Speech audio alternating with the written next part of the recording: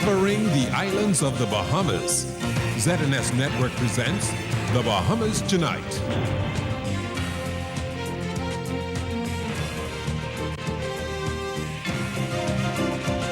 This portion of the news is brought to you by McDonald's. McDonald's, I'm loving it.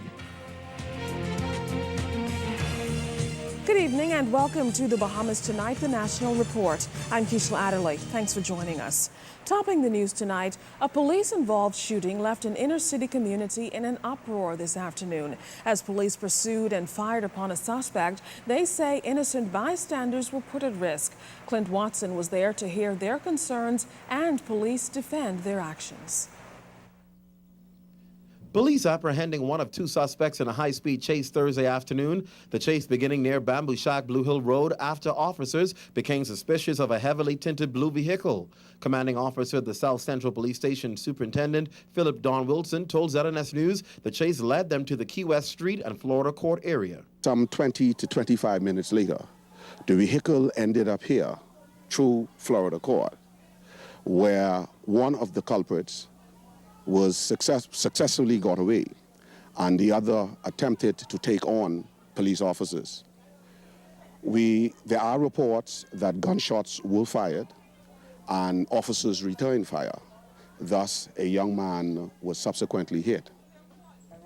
But what concerns residents in this area is the whole ordeal and how it went down. This neighborhood is filled with children. You can see the trail of blood leading through the neighborhood. Kids everywhere, gunfires going off. We didn't mind that they get the criminal, What we didn't like was how they shoot in an open yard where all the little children are. Nigga say, if that one ain't dead yet, he ain't dead. I thought he was dead. They beat him, man. They shoot him and they beat him on the ground. They beat him. The officers came in a very unprofessional way. They shoot the shot at my mother, close to my mother, and all of the grandchildren were in the yard, and my daughter told them to everybody to get low. Plenty children and grandchildren's be in the yard. I think they really need to be trained. They really need to go and train and be trained over there unprofessionally. They does their job unprofessionally. I really need to speak to the commissioner on this. I would really have to have a meeting with the commissioner for this. Well, police officers are trained people, and so no, that doesn't move me. It is not no concern in that I'm fully aware that the members of the Royal Bahamas Police Force are professionals, and they are fully aware of the rules governing the justifiable force and harm policies. The suspect was shot in the upper body. Superintendent Wilson wants to make it clear that police will not tolerate retaliation or resistance from the public. When police officers signal you to stop, it will be in your best interest to stop and find out, ascertain the reason for law enforcement officers wanting to stop you, to question you in connection with anything that might arouse their suspicion. Now we're told the man is in his mid-20s to early 20s. Police say he was taken to hospital in a conscious state. They say doctors are working on him at the Princess Margaret Hospital. Clint Watson, ZNS News. In a rare situation, police in Grand Bahama are investigating two overnight murders. While they're said to be following several leads in connection with the first incident, a motive for the second is still unknown. We get more on what police know so far from our Joan Davis Roll. The body of a male was found near a building in the area known as the Ghetto. Crime scene investigators combed the area for evidence, while police officials searched for leads as the body of the man, clad in a white t-shirt stained with blood, white short pants and black and red tennis shoes, was discovered. Superintendent of Police Clarence Reckley. We received a call that there were gunshots being heard in the area of the Ghetto. As a result, several units responded. Upon the officers' arrival, they discovered a man lying on the ground, and he had visible injuries. EMS personnel was summoned to the scene, and he was non-responsive. This matter is still under active investigation. But Superintendent Reckley stated that this was not the only homicide being investigated. He said 2 hours prior to that incident, tragedy struck in another crime-prone area of Freeport. Sometime around 9:40 p.m. Wednesday evening, the police received a call from an anonymous caller that a man had been stabbed at the intersection of Sunridge Road and Carissa Street.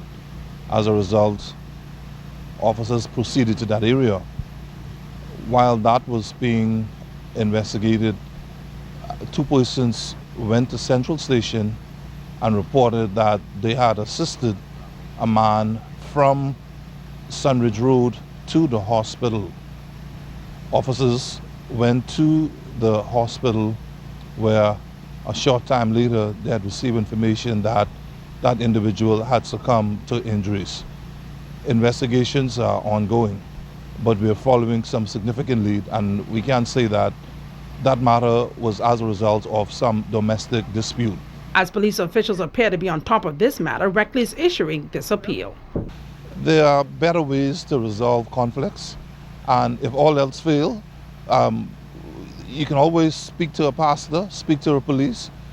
We feel resorting to violence is unnecessary, and there are many more ways we can resolve our issues rather than resorting to violence. The two homicides pushing Grand Bahama's death toll to 8, while the national murder rate now stands at 73 for the year. Joan Davis-Roll, ZNS News. Police have identified one of the men killed in those overnight murders in Grand Bahama. He is 26-year-old Calvin Stewart of Freeport. They've not released the identity of the second man, and they're asking the public for their help in identifying that victim. Meantime, police have identified the man killed on Grand Bahama Saturday as 33-year-old Kirkland Lightburn. Investigations into all three matters are ongoing. Prime Minister Perry Christie is shopping the idea of jobs for persons out on bail. He was addressing the launch of Urban Renewal 2.0 when he reasoned that employment is the partial answer to redirecting persons whose circumstances may lead them back to criminal activity. Clint Watson has the story. With the government's attention now heavily focused on crime and creating jobs, Prime Minister the Right Honorable Perry Christie is proposing a fairly radical approach to stemming crime. The reality is there are hundreds of young men out on bail for serious crimes. Many of them seek to work while awaiting trial. In fact, Mr. Christie disclosed that many indeed are working, a move he believes is important. They say, I'm out on bail. I've been out on bail for a year. I'm waiting trial. I have to feed my children, I have to feed myself. I can't get a job. Nobody has confidence in me.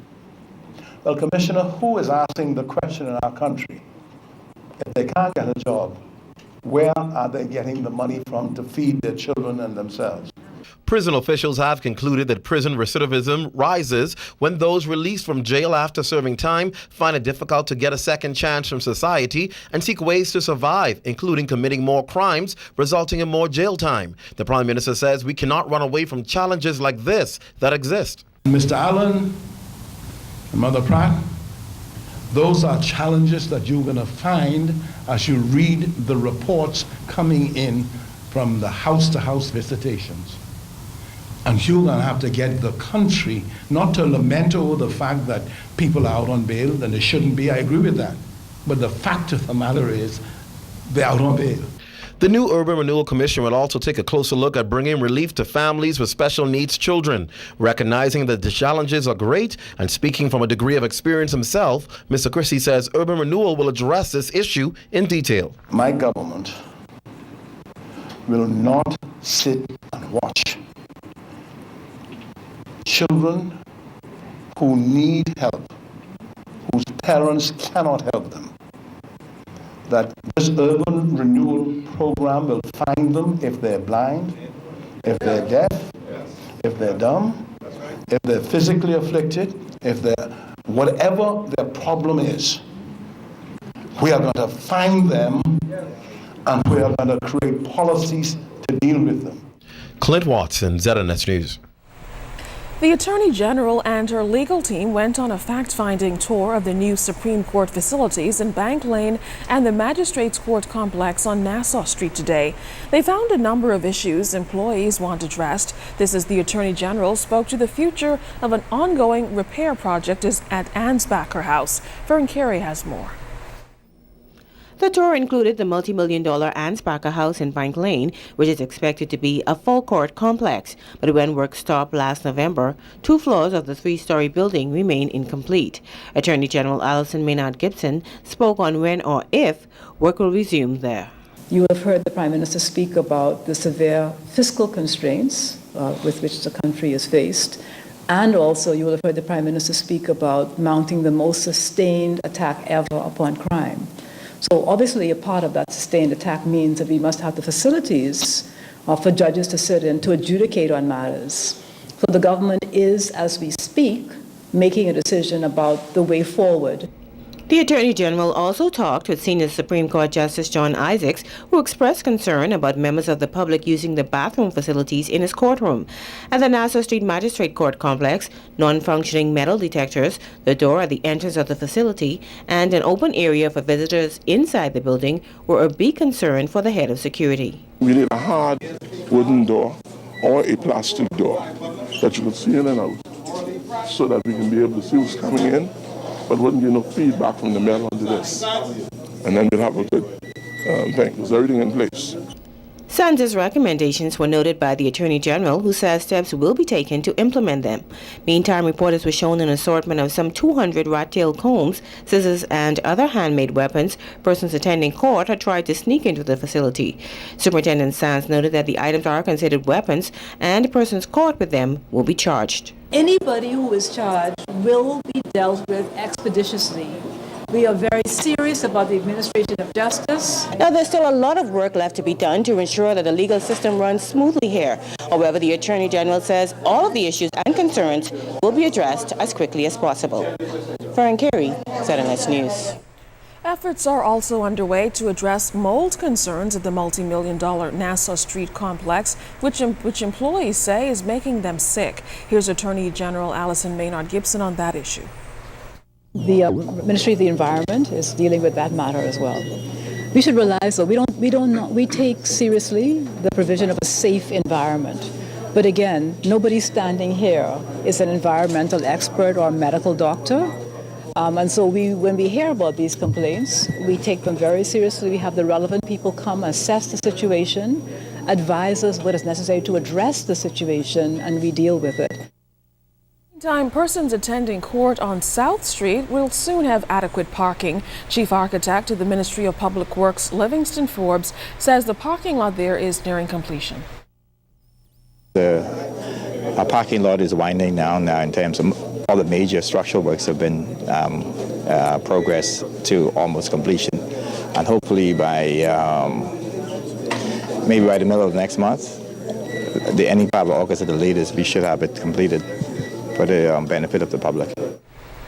It's exactly 1 week from the planned resignation of former Prime Minister and Free National Movement leader, the Right Honourable Hubert Ingram. As the date approaches, the House Speaker is responding to Mr. Ingram's sustained absence from Parliament since the opening of Parliament with disdain. Our Janaea Noel Ferguson tells us what the Speaker was hoping to gain from his political opponent.